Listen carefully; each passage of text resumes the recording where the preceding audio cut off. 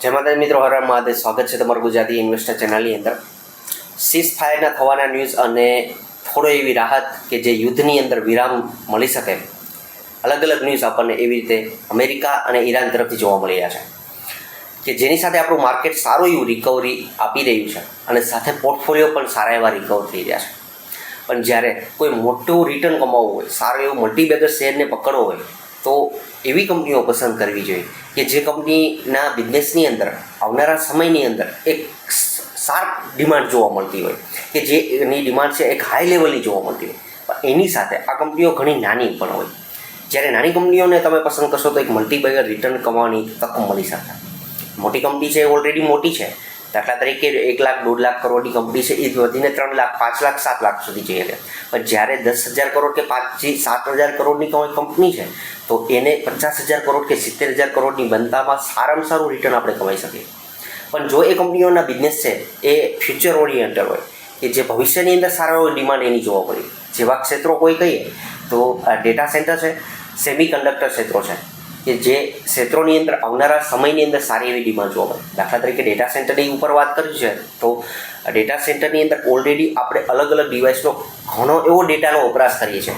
આ જે ડેટા છે એને ઓલરેડી આપણે સેવ રાખવા માટે કોઈ કંપની સારું એવું યોગદાન આપી શકતી હોય, કે જે કંપનીઓ સરકારી ક્ષેત્રે નવરત્ન કહેવાતી હોય, કે જે નવરત્ન કંપની અને ગવર્મેન્ટના જે કોઈ ડેટા પર્સનલ છે એને પણ સ્ટોર કરતી એવી કંપની રેટેલ કંપની, કે જે આ ઓલરેડી નવરત્ન કંપની છે, સરકારી કંપની છે. જે કંપની વિશે અગાઉ પણ આપણે વાત કરેલી હતી, એના ટોપથી 50% જેટલો ડાઉન છે. ઓલ ટાઈમ હાઈથી જો તમે જોશો તો ચેક કરતો તો અંદાજિત 50% જેટલો ડાઉન છે.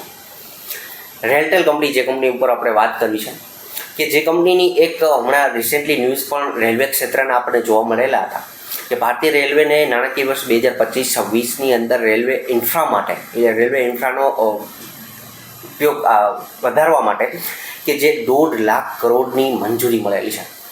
તમે થોડું એવું વિચારજો મિત્રો કે હજુ રેલવેની ક્ષેત્રની અંદર ઘણો એવો કામ હજુ ઘણું બાકી છે. ત્યારે આવી કંપનીઓ, જે કંપનીઓ ડિજિટલ સર્વિસ બેઝ ઉપર કામ કરતી હોય, કે જે રેલટેલ કંપની, નવરત્ન કંપની છે, કે જે પોતે broadband, VPN service, dark fibre, કે જે ડેટા સેન્ટર ઉપર પણ કામ કરે છે આ કંપની પોતે, કે જેની અંદર બહોળું એવું કામ ઓલરેડી એનું ચાલુ જ છે, કે જે આઈપાસ, PAS, આ સિવાય TPAS જે કંઈ તમને સ્ક્રીન ઉપર જોવા મળે છે, આ સિવાય આ સ્માર્ટ પ્રોજેક્ટ ઉપર આ કંપની કામ કરે છે. Smart city, tunnel communication, international project ઉપર પણ આ કંપની કામ કરી રહી છે. રેલટેલ કંપની, ઘણી વખત નામ બોલું છું કે આ કંપની ઉપર આપણે વાત કરી રહ્યા છીએ. બીજું કે આ કંપનીની પાસે ડેટા સેન્ટર ક્ષેત્રની અંદર ઓલરેડી પોતાના ડેટા સેન્ટર શરૂ છે, કે જે ગુરુગ્રામની અંદર, હરિયાણાની અંદર, અને સિકંદરાબાદ, તેલંગાણામાં આવેલું સિકંદરાબાદ, કે ત્યાં એના ડેટા સેન્ટર ઉપર કામ થઈ રહ્યું છે, કામ શરૂ છે. આ સિવાય નોઈડાની અંદર 30 મેગાવોટ ક્ષમતાની ડેટા સેન્ટર ઉપર કામ ચાલી રહ્યું છે. આ સિવાય એસ ડેટા સેન્ટર ઉપર આ કંપનીએ દરેક રેલવે સ્ટેશનો, જેટલા 102 જેટલા રેલવે સ્ટેશનો ઉપર પણ ડેટા સેન્ટરની સર્વિસ પૂરી પાડવા માટેનું પણ કામગીરી ચાલુ છે, કે અલગ અલગ પ્રકારના પોતાના service base broadband, VPN service પર ઉપર પણ આ રેલવે સ્ટેશન પર પોતાનું કામ કરી રહી છે. કહેવાનો અર્થ એ છે કે જો તમે એવું બિલીવ કરતા હોય મિત્રો કે આવનારા સમયની અંદર ડેટા સેન્ટરની થીમમાં પણ ઘણું એવું યોગદાન કોઈ ગવર્મેન્ટ કંપનીને મળતું હોય, કારણ કે આપણો જે ડેટા છે કોઈ બહારની કંપનીને, પ્રાઇવેટ કંપનીને, વિદેશની કંપનીને આપવા કરતાં એટલે ગવર્મેન્ટની જ કંપનીને પહેલાં પ્રિફરન્સ આપી શકાય. તો આ કંપની ઓલરેડી આ ક્ષેત્રમાં કામ કરી રહી છે અને હજુ ભવિષ્યમાં પણ સારું એવું યોગદાન આ કંપની આપી શકે છે. માર્કેટ કેપની દ્રષ્ટિએ આ કંપનીને ચેક કરીએ તો 10,750 કરોડની આસપાસનું આ કંપનીનું માર્કેટ કેપ છે. 280 રૂપિયાનો શેરનો ભાવ હતો ત્યારે પણ આ કંપનીને આપણે ધ્યાને દોરેલી હતી. હાલમાં 335 રૂપિયાની આસપાસ શેર કામ કરી રહ્યો છે, ટ્રેડ કરી રહ્યો છે. 479 રૂપિયા સુધીનો 52 વીકનો હાઈ અને 245 રૂપિયા 1 વર્ષનો લો જોવા મળ્યો છે.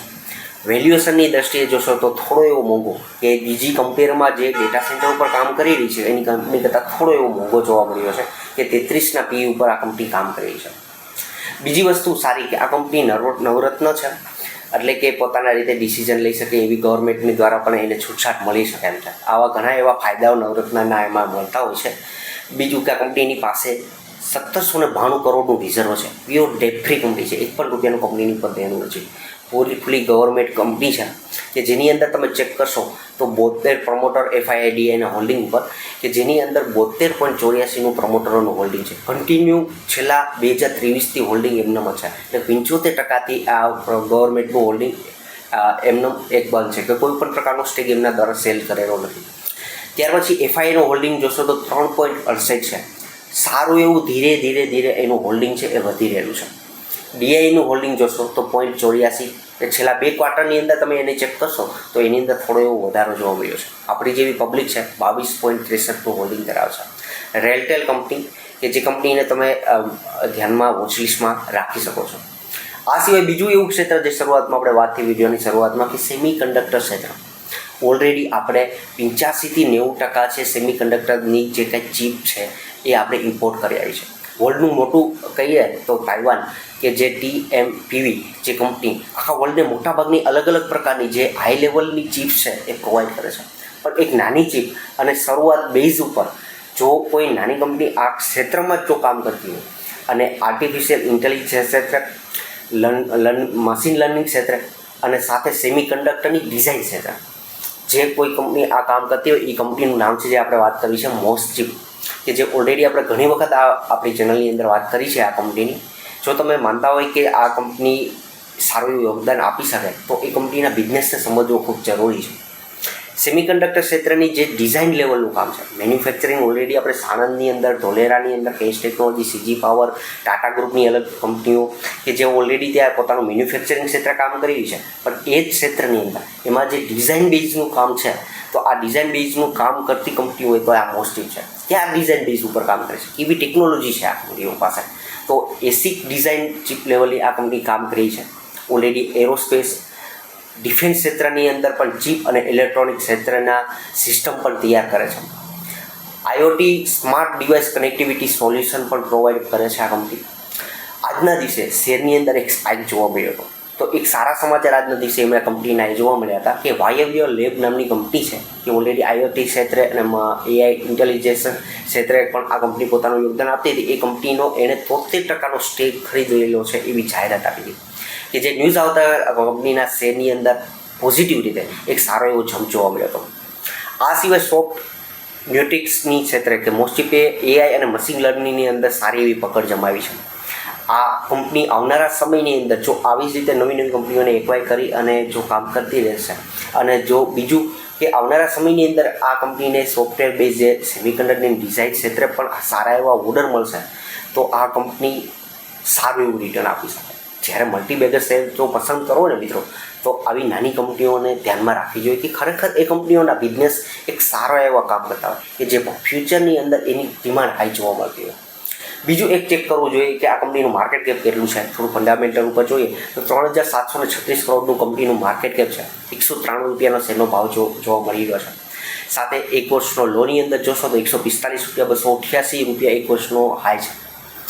વેલ્યુએશનની અંદર જોશો તો જે ફ્યુચર ઓરિએન્ટલ ક્ષેત્રની અંદર કામ કરતી કંપનીઓ જે કોઈ તમે કંપનીઓ કે કોઈ પણ સેક્ટરની કંપનીઓને તમે જોશો તો એની વેલ્યુએશન હાઈ જોવા મળશે. ઓલરેડી આ કંપની 200ના PE ઉપર કમાન્ડ કામ કરેલું છે. 150ના PE ઉપર 120 ઉપર પણ જોવા મળેલું છે. ત્યાંથી આ PE એનો 90નો જોવા મળ્યો છે. કારણ કે એનો વેલ્યુએશન એટલા માટે અવકાતી હોય છે કારણ કે ફ્યુચર ઓરિએન્ટેડ છે. આવનારા સમયની અંદર જે ક્ષેત્રની અંદર આ કંપનીઓ કામ કરે છે અત્યારે તો આવનારા સમયની અંદર એક સારી એવી ડિમાન્ડ આ કંપનીઓને મળી શકે છે. સારો એવો બિઝનેસ આ કંપનીઓને મળી શકે છે કે આ એક કારણને હિસાબે આ એ કંપનીઓને એ વેલ્યુએશન અંકાતી હોય છે. ધ્યાનમાં રાખવા જેવો પોઈન્ટ છે. જ્યારે આ કંપનીઓ એના જ ક્ષેત્રની અંદર જો નિષ્ફળતા મેળવે સારો એવો બિઝનેસને એમને ના મળે કોઈ ઇસ્યુ બીજો કોઈ જોવા મળે તો આ ફટાફટ પણ સારું એવું કરેક્શન પણ આપી શકે એમ છે. આ વસ્તુ પણ ધ્યાનમાં રાખવી જોઈએ. માર્કેટ કેપની દ્રષ્ટિએ તો 3,700 કરોડ એ ઘણી એવી નાની સ્મોલ કેપ કંપની કહી શકે. પણ સારી વસ્તુ આ કંપનીની એ છે કે 329 કરોડનું કંપનીની પાસે રિઝર્વ છે. લેણાની દૃષ્ટિએ સામે જોશો તો 48 કરોડના લેણાની સામે 329 કરોડનું રિઝર્વ છે. નાની નાની કંપનીઓને અલગ અલગ એક્વાયર કરી રહી છે. આવનારા સમયની અંદર ગવર્મેન્ટનું સેમિકન્ડક્ટર ક્ષેત્રે જે રીતે સપોર્ટ મળી રહ્યો છે અને જ્યારે આવી નાની કંપનીઓને ડિઝાઇન બેઝની અંદર કોઈ અલગથી PLI સ્કીમ કે ફાયદો આ કંપનીઓને મળશે તો સારો એવો ફાયદો આ કંપનીને થઈ શકે એમ છે. મોસ્ટચીપ અને અગાઉની જે કંપની ઉપર વાત કરી રેલટેલ આ બંને કંપનીઓ જે આવનારા સમયની અંદર રેલટેલ કંપનીને ખાલી રેલવેની ક્ષેત્રની અંદર કામ કરી રહી છે એ રીતે ધ્યાને ના દોરો. એક નવો બિઝનેસ આ કંપનીને મળી રહ્યો છે કે જે બહુ મોટું કામ કરી શકે એમ છે ડેટા સેન્ટર, કે આ વસ્તુ ધ્યાને લઈને રેલટેલ કંપનીને આપણે જોવી જોઈએ. અને મોસ્ટિક જો સેમિકન્ડક્ટર ક્ષેત્રે તમે વિચારતા હોય તો મોસ્ટિક કંપનીને ધ્યાનમાં રાખી શકો છો. વિડીયોના અંત સુધી બની રહ્યો છો, ખૂબ ખૂબ આભાર. બીજી વસ્તુ ખાસ એવું કહેવા માંગીશ મિત્રો કે કોઈ પણ ભલામણ છે નહીં અમારા તરફથી ખરીદવા કે વેચવાની. તમારું સ્ટડી કરજો, ત્યારબાદ જ આ કંપનીઓને તમારા વોચ લિસ્ટમાં રાખજો. વિડીયોના અંત સુધી બની રહ્યા છો, ખૂબ ખૂબ આભાર. Thank you.